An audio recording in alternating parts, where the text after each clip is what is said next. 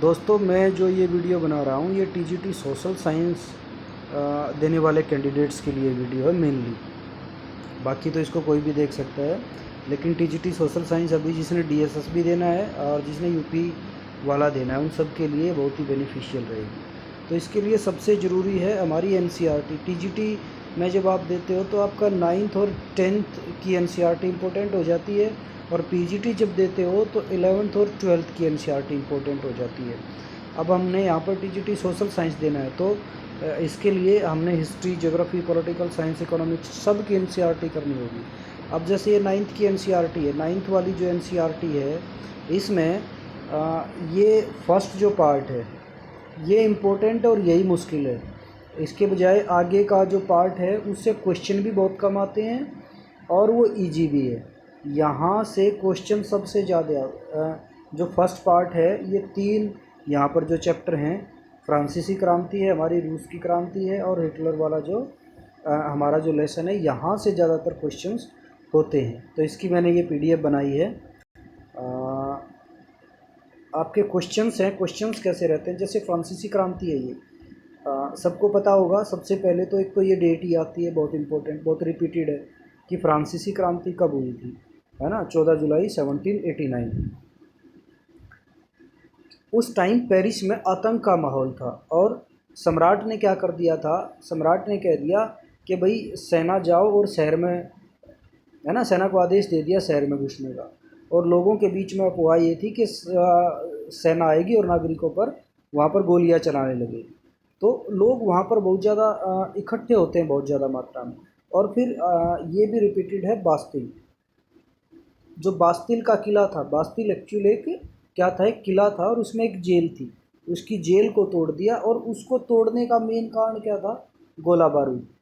लोगों को वहाँ पर गोला बारूद मिलने की संभावना थी और हथियारों पर कब्जे की इस जो शस्त्र लड़ाई में बास्तिल का कमांडर जो वहाँ पर वो मारा गया और कैदी छुड़ा लिए गए। और कैदी केवल कितने थे, 7 थे। कैदी ज़्यादा नहीं थे, सिर्फ 7 कैदी थे।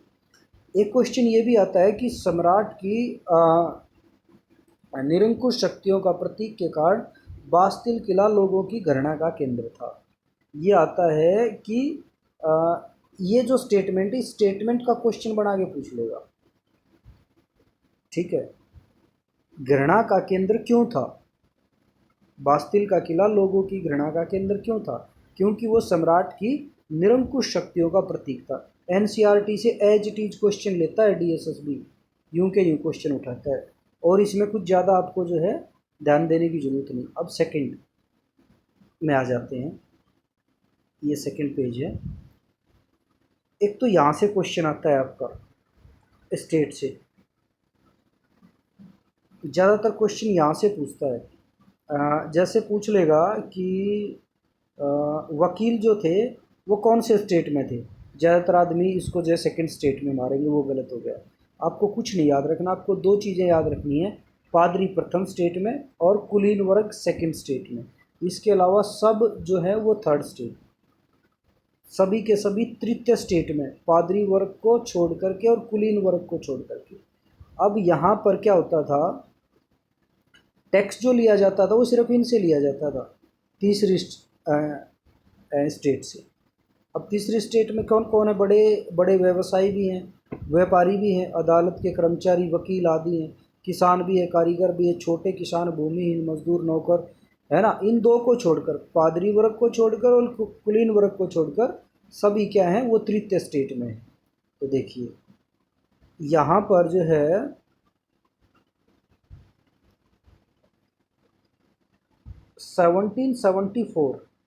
1774 में लुई 16वां यहाँ पर राजा होता है। 1774 में बूर्बो वंश के शासक लुई 16वां फ्रांस की गद्दी पर आसीन हुआ। उसका विवाह किसके साथ हुआ, ऑस्ट्रेलिया की राजकुमारी थी। ये नाम भी आपने याद रखना, ये भी पूछा जाता है कई बार, मैरी एंटोनेट। अब जब उसका राज्यारोहण हुआ तो उसने पाया राजकोष तो पूरी तरह से खाली है, और जबकि उनका जो महल था उसमें बहुत ज़्यादा फिजूल, उसके साथ बहुत ज़्यादा फिजूल खर्ची होती थी शानो शौकत बनाए रखने के लिए। तो लुई 16वें के शासनकाल में फ्रांस ने अमेरिका के 13 उपनिवेशों को साजशत्रु ब्रिटेन से आज़ाद करने में मदद की। देखो अमेरिका के ये भी क्वेश्चन पूछता है, अमेरिका के कितने उपनिवेश थे? 13 उपनिवेश थे जो किसके अधीन थे? ब्रिटेन के अधीन थे। और फिर इनको आज़ादी दिलाने में ये जो लुई 16 था इसने मदद की थी। अब इस युद्ध में भी फ्रांस पर 10 अरब लिरवे, ये भी पूछा जाता है लिरवे क्या था? लिरवे इनकी एक, देखो यहाँ आपको लिख रखा है, एक करेंसी थी। देखो यहाँ मिलेगा आपको, ये रहा लिरवे, फ्रांस की मुद्रा जिसे 1794 में समाप्त कर दिया गया। तो ये भी इम्पोर्टेंट क्वेश्चन है, ये भी पूछा जाता है। 10 अरब लिरवे से ज़्यादा का कर्ज उनके ऊपर हो गया, पर पहले से ही 2 अरब लिरवे का बोझ उनके ऊपर चढ़ा हुआ था। सरकार से कर्जदाता अब 10% ब्याज की मांग करने लगे। आप समझने का प्रयास करें, फ्रांस की सरकार पर बहुत ज़्यादा यहाँ पर कर्ज है, ठीक है। अब उनका खर्चा दिन ब दिन बढ़ रहा है, तो फिर क्या करेगी सरकार? टैक्स ही बढ़ाएगी, और क्या करेगी? तो सरकार ने टैक्स बढ़ा दिए। अब टैक्स सरकार बढ़ा रही है, जैसे मैंने आपको बताया कि थर्ड जो स्टेट है उसके लोग ही जो है कर अदा करते थे, टैक्स सिर्फ जो तृतीय स्टेट है वही देते थे। देखो ध्यान दें कि तृतीय स्टेट में कुछ लोग अमीर हैं तो कुछ गरीब भी हैं। अब यहाँ पर पूरी आबादी में 90% किसान थे। फ्रांस में पूरी आबादी के 90% किसान थे, लेकिन जमीन के मालिक किसानों की संख्या बहुत कम थी। लगभग 60% जमीनों पर कुलीनों, चर्च और तृतीय स्टेट के अमीरों का अधिकार था। ये जो किसान थे ना, ये दूसरे की ज़मीन पर खेती करने वाले किसान थे, इनकी अपनी ज़मीन नहीं थी। प्रथम 2 स्टेट कुलीन वर्ग एवं पादरी वर्ग के लोगों को कुछ विशेषाधिकार जन्मना प्राप्त थे, मतलब उनको जन्म से ही विशेष अधिकार प्राप्त थे। उनको कुछ अपनी तरफ से ज़्यादा एफर्ट नहीं करने पड़ते थे अधिकारों के लिए, उनको जन्म से ही अधिकार प्राप्त थे। इनमें से सबसे महत्वपूर्ण विशेषाधिकार था राज्य को दिए जाने वाले करों में छूट। तो इनको छूट थी, मतलब जो भी टैक्स हैं सब टैक्स में छूट है, इनको टैक्स देना ही नहीं है। जो कुलीन वर्ग है और पादरी वर्ग है उनको टैक्स देना ही नहीं है, मतलब फर्स्ट स्टेट को टैक्स नहीं देना है, सेकंड स्टेट को टैक्स नहीं देना है, सिर्फ थर्ड स्टेट को टैक्स देना है। कुलीन वर्ग को कुछ अन्य सामंती विशेषाधिकार भी शामिल थे। हाँ चलो हम ज़्यादा नहीं पढ़ते। अब आपको यहाँ से ज़्यादा जो इम्पोर्टेंट है, आप अपने आप भी इसको रीड कर सकते हैं। एक तो ये टाइद, ये पूछा जाता है कि टाइद क्या था? टाइद एक प्रकार का धार्मिक कर था जो चर्च द्वारा वसूला जाता था, ठीक है। और टाइल, टाइल एक प्रकार का प्रत्यक्ष कर था। देखो यहाँ भी है आपका, एक तो ये बता दिया लिरवे जो था फ्रांस की मुद्रा थी, 1794 में समाप्त हुई। एज इट इज़ क्वेश्चन पूछे जाते हैं, ठीक है। और आपका टाइद हो गया चर्च द्वारा वसूल किए जाने वाला कर। यह कृषि, ये भी आता है कि टाइद का जो लिया जाता था वो कितना लिया जाता था? कृषि के उपज का 10वें हिस्से के बराबर होता था। और टाइल हमारा क्या था? सीधे राज्य को अदा किए जाने वाला कर था, ठीक है। तो टाइल तो हमारा प्रत्यक्ष कर था, टाइद हमारा धार्मिक कर था। याद कैसे रखेंगे? द से रख सकते हैं टाइद, ये जो द आ गया ना, द से धार्मिक, द से धार्मिक, ऐसे आप इसको याद रख सकते हैं, द से धार्मिक हो जाएगा। तो यहाँ इस में हमने याद जो जो रखना है वो रखना है, एक तो राजकुमारी का नाम, ठीक है। और राजकुमारी का विवाह किसके साथ हुआ था? लुई 16वें के साथ, और ये ऑस्ट्रेलिया की राजकुमारी थी। 13 उपनिवेश थे अमेरिका के जिनको ब्रिटेन से आज़ाद कराने में इन्होंने लुई 16 ने मदद की थी। और इन पर 10 अरब लिरवे से अधिक का कर्ज जुड़ गया था, और जो कर्जदाता थे वो 10% ब्याज की मांग कर रहे थे, जिसको चुकाने के लिए सरकार अब क्या हो गई? करों में वृद्धि करने लगी। और ये जो स्टेट है प्रथम और सेकंड, इनको तो टैक्स देना ही नहीं, पूरा जो तृतीय स्टेट है उनको ही टैक्स देना पड़ता था। तो तीसरे स्टेट के जो लोग थे वो वही कर अदा करते थे, ठीक है। और इसमें आपने याद रखना है कि जो किसान थे वो 90% थे। और आपने अभी यहाँ पर रखना है टाइद और टाइल, ठीक है। टाइद हमारा द धार्मिक कर और टाइल हमारा प्रत्यक्ष कर, सेकंड हो गया। अब थर्ड में देख लेते हैं, कुछ ज़्यादा नहीं है पढ़ने को। जब सूखे या ओले के प्रकोप से पैदावार गिर जाती तो रोजी रोटी का संकट पैदा हो जाता। ऐसे जीविका संकट को प्राचीन राजतंत्र के दौरान फ्रांस में काफ़ी आम थे। जीविका संकट पूछ लेगा आपसे, एग्जामिनर आपसे क्या पूछ लेगा, जीविका संकट क्या होता है या इनमें से किसको जीविका संकट कहेंगे। फिर ये लाइन एज इट इज़ दे देगा, रोजी रोटी का संकट पैदा हो जाना, ठीक है, सूखे से या ओले से, ऐसे हो जाएगा। अनाम जिसका नाम मालूम नहीं है ये ज़्यादा ज़रूरी नहीं है। आगे चलिए। अब ये एक बुक है, टू ट्रीटाइज ऑफ गवर्नमेंट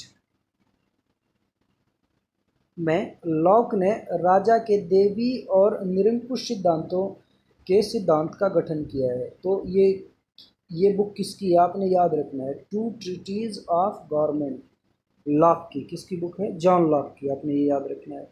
अब रूसो ने इसी विचार को आगे बढ़ाते हुए उनके प्रतिनिधित्वों के बीच एक सामाजिक अनुबंध पर आधारित प्रस्ताव रखा। मॉन्टेस्क्यू ने द स्पिरिट ऑफ लॉज, ठीक है। अब द स्पिरिट ऑफ लॉज किसकी है, मॉन्टेस्क्यू नामक रचना में सरकार के अंदर विधायिका, कार्यपालिका और न्यायपालिका के बीच सत्ता के विभाजन की बात कही। या आपने ये दो बुक हैं यहाँ पर, ये याद रखनी है किसकी है। ज़्यादा मुश्किल नहीं होता, बस शुरुआत करने की देरी होती है। बहुत सारे तो साथी ये कहते हैं मैं कैसे पढ़ूंगा, मेरे से तो पूरा एनसीईआरटी पढ़ी नहीं जाएगी। अरे भाई कोशिश तो करो, पढ़ी क्यों नहीं जाएगी, तो ज़्यादा बड़ी नहीं है। देखिए अब ये कुछ महत्वपूर्ण डेट्स हैं। अब ये आपको यहाँ पर याद एक चीज़ और रखनी है, ये जो स्टेट की हमने बात की थी, फर्स्ट स्टेट, सेकंड स्टेट और थर्ड स्टेट, सिर्फ थर्ड स्टेट को ही टैक्स देना पड़ता था, ये हम पढ़ चुके हैं। अब यहाँ पर एक स्टेट जनरल प्रतिनिधि सभा बुलाई जाती थी फ्रांस के सम्राट के द्वारा, उसकी मर्जी है वो कब बुलाए और कब ना बुलाए। अब अंतिम बैठक 1614 में हुई थी इसकी, 1614 से, और अब हो रही है, मतलब बहुत लंबा टाइम हो गया। अब फ्रांसीसी सम्राट जो लुई 16वां था, उसने 5 मई 1789 को नए करों के प्रस्ताव के अनुमोदन के लिए स्टेट जनरल बुलाई। मतलब 1614 के बाद सीधी 1789 में। प्रतिनिधियों की मेजबानी के लिए वर्षाई के एक आलीशान भवन को सजाया गया। पहले और दूसरे स्टेट ने इस बैठक में अपने अपने 300 प्रतिनिधि भेजे जो आमने सामने की कतारों में बैठ गए। तीसरे स्टेट के 600 प्रतिनिधि उनके पीछे खड़े हो गए। अब पहला स्टेट के कितने आए हैं, 300, देखिए ध्यान से समझिए। सेकंड के कितने आए हैं, 300, और थर्ड के कितने आए हैं, 600। अब ये 300 तो आगे बैठ गए और ये 600 इनके यहाँ पर पीछे खड़े हो गए। तीसरे स्टेट का प्रतिनिधित्व इसके अपेक्षाकृत समृद्ध एवं शिक्षित वर्ग कर रहे थे। मतलब ज़्यादा शिक्षित आदमी कहाँ थे, तृतीय स्टेट में। किसानों, औरतों एवं कारीगरों की सभा का यहाँ पर आना वर्जित था। अब उन सब ने अपने जो पत्र लिखे थे, 40,000 इनके पत्र थे जिनके साथ ये गए थे। देखिए अब बैठक हो रही है करों को बढ़ाने के लिए। अब उस बैठक में क्या होगा, यहाँ इंपॉर्टेंट है। स्टेट जनरल के नियमों के अनुसार प्रत्येक वर्ग को एक मत देने का अधिकार था। इस बार भी लुई 16वें ने इस प्रथा का पालन करने के लिए दृढ़ प्रतिज्ञ था। क्या था कि भाई अब 3 स्टेट हैं, 1, 2 और 3, सब एक एक वोट देंगे। एक वोट तूने देनी है भाई, एक वोट तूने देनी है, एक वोट तूने देनी है। जबकि इसके 300 हैं, इसके 300 आदमी हैं, इनके 600 आदमी हैं। अगर ये 601 वोट दें और ये 602 वोट दें तो इनकी वोट ज़्यादा होगी, ये जीत गए। अब इसी मामले को लेकर जो तृतीय स्टेट वाले हैं वो कहेंगे नहीं भाई, एक आदमी की एक वोट होनी चाहिए, एक स्टेट की एक वोट नहीं। अब क्या हुआ, परंतु तीसरे वर्ग के प्रतिनिधियों ने मांग रखी कि अब की बार पूरी सभा द्वारा मतदान कराया जाना चाहिए कि भाई 300 इनके, 300 इनसे, इनके और जो 600 हमारे, पूरी की पूरी जो सभा है वो मतदान करेगी, जिसमें प्रत्येक सदस्य को एक मत देने का अधिकार होगा। यह एक लोकतांत्रिक सिद्धांत था जिसे मिसाल के तौर पर रूसो ने अपनी पुस्तक द सोशल कॉन्ट्रैक्ट, बहुत बार पूछी जाती है पुस्तक, सोशल कॉन्ट्रैक्ट पुस्तक किसकी थी, रूसो ने प्रस्तुत किया था। अब सम्राट ने इस प्रस्ताव को अस्वीकार कर दिया तो तीसरे स्टेट के प्रतिनिधित्व ने विरोध जताते हुए सभा से बाहर चले गए। अब इन्होंने क्या किया तीसरे स्टेट वालों ने, ये जाकर एक ये वर्षाई के इंडोर टेनिस कोर्ट, ये भी पूछा जाता है कहाँ पर इकट्ठे हुए, वर्षाई के इंडोर टेनिस कोर्ट में जमा हुए और अपने आप को इन्होंने नेशनल असेंबली घोषित कर दिया कि भाई हम हैं असेंबली, अब हम ही चलाए, हम अपने कानून बनाएंगे। अब इनका नेतृत्व, ये भी पूछा जाता है नेतृत्व किस किसने किया, मिराबो और आबेसिए ने। मिराबो का जन्म कुलीन परिवार में हुआ था, लेकिन वह सामंती विशेषाधिकार वाले समाज को ख़त्म करने की ज़रूरत से सहमत था। अब यहाँ तक आपने समझ लिया। इसमें हमने क्या क्या पढ़ा, बहुत इंपॉर्टेंट है ये वाला पेज, कि सबसे पहली बात तो स्टेट जनरल कितने सालों बाद बुलाई गई है। अब बुलाई गई तो पहले स्टेट के 300, दूसरे के 300 और तीसरे के 600। अब सम्राट ने वही कहा कि भाई एक स्टेट एक वोट देगा, लेकिन तीसरे स्टेट वाले आदमी कहते हैं नहीं भाई एक आदमी की एक वोट होनी चाहिए, लेकिन उस बात को माना नहीं जाता। अब माना नहीं जाता तो फिर ये उसका बहिष्कार कर कर और बाहर आकर वर्षाई के टेनिस इंडोर कोर्ट में इकट्ठे हो जाते हैं और अपने आप को नेशनल असेंबली घोषित कर देते हैं। ये बहुत मुश्किल हैं लेसन और क्वेश्चंस भी यहीं से पूछे जाते हैं। अब देखो 1774 में ये कुछ डेट्स हैं। लुई 16वां फ्रांस का राजा बनता है, सरकारी खजाना खाली हो चुका, प्राचीन राजतंत्र में समाज में गहरा असंतोष होता जा रहा है। 1789 में स्टेट जनरल का आह्वान होता है, तृतीय स्टेट का असेंबली का गठन होता है, बास्तिल पर हमला होता है। 1791 में सम्राट की निरंकुश शक्तियों पर अंकुश लगाने के लिए सभी मनुष्य के मूलभूत अधिकार प्रदान करने के लिए संविधान बनाया जाता है। 1792-93 में फ्रांस जो गणराज्य बनता है और सिर काटकर राजा को मार दिया जाता है। आगे पढ़ेंगे इस बात को, है ना। जैकोबिन गणराज्य का पतन होता है, फ्रांस पर डिक्टेटरी का शासन। 1804 में नेपोलियन सम्राट बनता है, यूरोप के विशाल भूभाग पर कब्जा। और ये क्वेश्चन पूछा जाता है, पीछे भी पूछा गया था पिछले पेपर में, पिछले पेपर में भी ये क्वेश्चन पूछा था, वाटरलू वाला। वाटरलू का युद्ध कब हुआ? 1815 में, जिसमें नेपोलियन की हार होती है। आगे चलते हैं, 7 पेज हो गया, 8वां पेज आ गया। अब देखो, अब इस भीड़ ने क्या कर दिया, जो हमने पहले पढ़ा था, धावा बोल दिया बास्तिल पर और उसको निस्ता नाबूद कर दिया। आपने याद रखना है 14 जुलाई। अब देखिए, अपनी विद्रोही प्रजा की शक्ति का अनुमान करके लुई 16वें ने अंततः नेशनल असेंबली, जो नेशनल असेंबली उन्होंने बनाई थी टेनिस इंडोर कोर्ट में, उसको राजा ने मान्यता दे दी और ये भी मान लिया कि उसकी सत्ता पर अब से संविधान का अंकुश होगा। 4 अगस्त 1789 की रात को असेंबली ने करों, कर्तव्यों और बंधनों वाली सामंती व्यवस्था का उन्मूलन, कि भाई इनके पास कोई अलग से विशेषाधिकार, मतलब जो सामंती व्यवस्था थी पूरी, उसका उन्मूलन कर दिया। पादरी वर्ग के लोगों को अपने विशेषाधिकार छोड़ने के लिए विवश किया गया। धार्मिक कर को समाप्त कर दिया। आपको याद होना चाहिए धार्मिक कर कौन सा था, टाइद।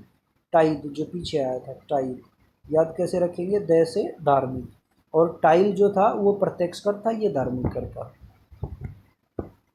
तो धार्मिक कर भी इन्होंने जो है समाप्त कर दिया और जो चर्च के स्वामित्व वाली भूमि थी वो जब्त कर ली गई। इस प्रकार कम से कम अभी सरकार के पास एक राशि, एक जो सरकार के ऊपर जो कर्ज था, बहुत बड़ा जो कर्ज था, उसमें कम से कम 20 लिरवे की संपत्ति, 20 लिरवे की संपत्ति, 10 लिरवे का कर्ज था, तो यहाँ पर ये दिख नहीं रहा है, ये 20 है, यहाँ पर 20 होगा, यहाँ पर 20 लिरवे की संपत्ति सरकार के हाथ में यहाँ पर आ गई। आगे चलते हैं, आप इसको 2-3 बार देखेंगे ना तो आपकी समझ में सारा का सारा कंसेप्ट आ जाएगा और फिर कोई दिक्कत नहीं होगी, ठीक है। एक बार अपनी बुक से भी इसको जरूर पढ़ लेंगे। अब फ्रांस में संवैधानिक राजतंत्र का बनना। नेशनल असेंबली ने सन 1791 में फ्रांस का संविधान का प्रारूप पूरा कर लिया। क्या बनाया उन्होंने? इसका मुख्य उद्देश्य था सम्राट की शक्तियों को सीमित करना। एक व्यक्ति के हाथ में केंद्रीयकृत होने के बजाय इन शक्तियों को भिन्न भिन्न विधायिका, कार्यपालिका, न्यायपालिका, ठीक है, जैसा हम जो इसमें जो पॉलिटिकल साइंस में पढ़ते हैं, ठीक है, यही तो 3 चीज़ें होती हैं, एक विधायिका होती है, एक हमारी जो कार्यपालिका होती है, एक जो है न्यायपालिका होती है। अब देखो, ये समझने की चीज़ है यहाँ पर, न्यायपालिका, कार्यपालिका, विधायिका। ये तो है निष्क्रिय नागरिक, इनको मताधिकार प्राप्त नहीं है। लगभग 30 लाख पुरुष, महिलाओं, बच्चों और 25 वर्ष से कम उम्र के व्यक्तियों को मताधिकार प्राप्त नहीं था। अब ये सक्रिय नागरिक, इनको सक्रिय नागरिक, इनको मताधिकार प्राप्त होगा 2.8 करोड़ की जनसंख्या में लगभग 40 लाख लोग। अब ये वोट करेंगे, ये एक निर्वाचक मंडल को चुनेंगे, 50,000 पुरुषों को। ध्यान रखें यहाँ पर पुरुष लिखा गया, मतलब महिलाएं तो हैं ही नहीं। ये अब ये पुरुष हैं, ये 745 सदस्यों का चुनाव करेंगे नेशनल असेंबली के लिए। नेशनल असेंबली का नियंत्रण है सम्राट पर, नेशनल असेंबली का नियंत्रण है मंत्रियों पर, ठीक है। अब वोट द्वारा न्यायपालिका, न्यायाधीश का भी चुनाव होगा। आगे देख लेते हैं। देखो ये बहुत इंपॉर्टेंट है, ये भी पूछा जाता है। 25 वर्ष से अधिक उम्र वाले केवल ऐसे पुरुषों को सक्रिय नागरिक, है ना, सक्रिय नागरिक मतलब जो मत दे सके, मत देने का अधिकार का दर्जा दिया गया, जो कम से कम 3 दिन, ये भी पूछा जाता है कितने दिन की मजदूरी, 3 दिन की मजदूरी के बराबर कर चुकाते हैं। पहली कंडीशन क्या है, 25 साल से अधिक उम्र के। दूसरी कंडीशन क्या, मेल ही हो। तीसरी कंडीशन क्या हो गया, 3 दिन की मजदूरी के बराबर वो क्या देते हो, टैक्स देते हो। ये हो गया, तो ये निर्वाचक हो गए। आगे देख लेते हैं।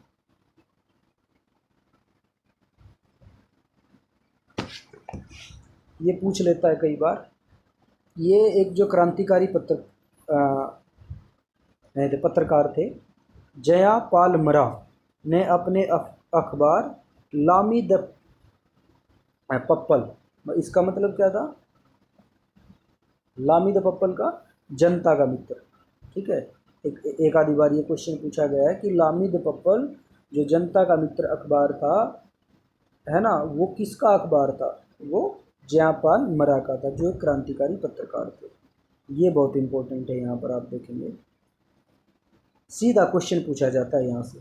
टूटी हुई जंजीर किसका प्रतीक थी? दासों को बांधने के लिए जंजीरों का प्रयोग होता था। टूटी हुई हथकड़ी उनकी आज़ादी का प्रतीक था। दास जिनको हथकड़ियों से बांधा जाता था, अब ये टूटी हुई हथकड़ी उनकी आज़ादी का प्रतीक था। छड़ों का बर्छीदार गट्ठा, अकेली छड़ आसानी से तोड़ा जा सकता है पर पूरे गट्ठे को नहीं, एकता में ही बल है, मतलब ये एकता का प्रतीक है। बर्छीदार छड़ों का गट्ठा एकता का प्रतीक है। टूटी हुई जंजीर दासों की आज़ादी का प्रतीक है। त्रिभुज के अंदर रोशनी बिखरती आँख, श्रूयदर्शी आँख ज्ञान का प्रतीक है। सूर्य की किरणें अज्ञान रूपी अंधेरे को मिटा देती हैं। राजदंड शाही सत्ता का प्रतीक है। अपनी पूंछ मुंह में लिए सांप, अंगूठी का कोई और छोर नहीं होता।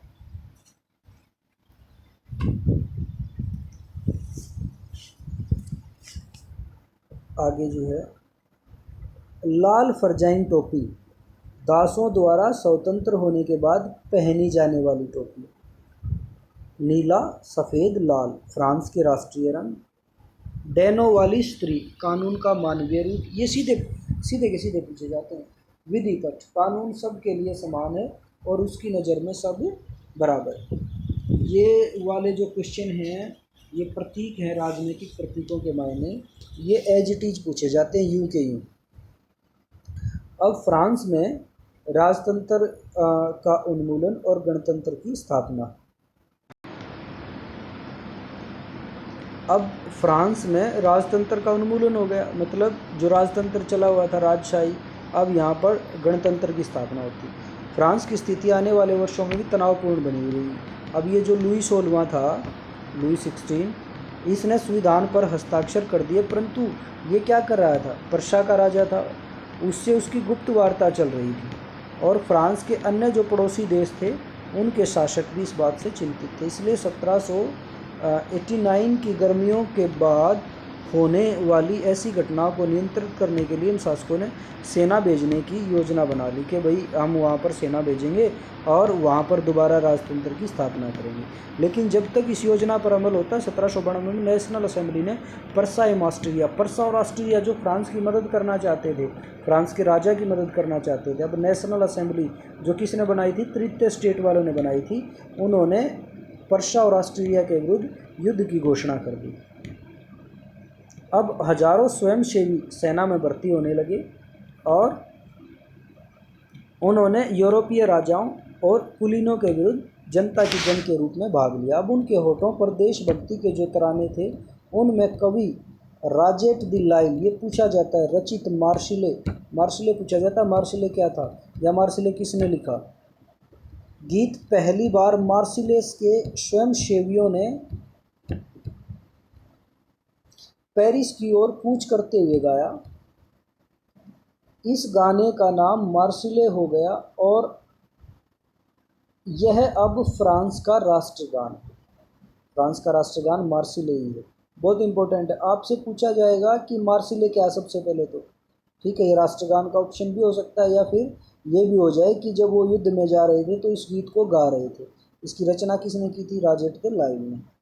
ठीक है।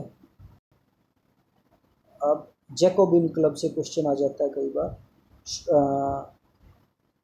जैकोबिन क्लब के सदस्य मुख्यतः समाज के कम समृद्ध हिस्से से आते थे, जिसमें छोटे दुकानदार, कारीगर जैसे जूता बनाने वाले, पेस्ट्री बनाने वाले और जो घड़ी साज, छपाई करने वाले और नौकर व दिहाड़ी मजदूर शामिल थे। उनका नेता मैक्समिलियन, अब नेता देखेंगे, रॉबस्पियर था। इसकी बड़ी इंटरेस्टिंग कहानी है, आगे जो पढ़ेंगे।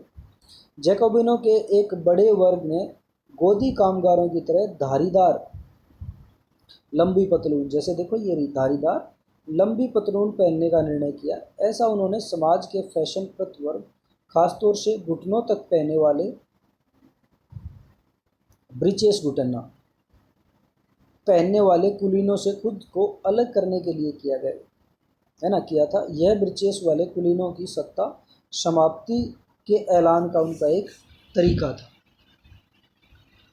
अब शोकुलात का मतलब है बिना ब्रीचेस वाले दंपत्ति, और कॉन्वेंट एक नीचे दिया गया है, धार्मिक जीवन को समर्पित समूह की इमारत।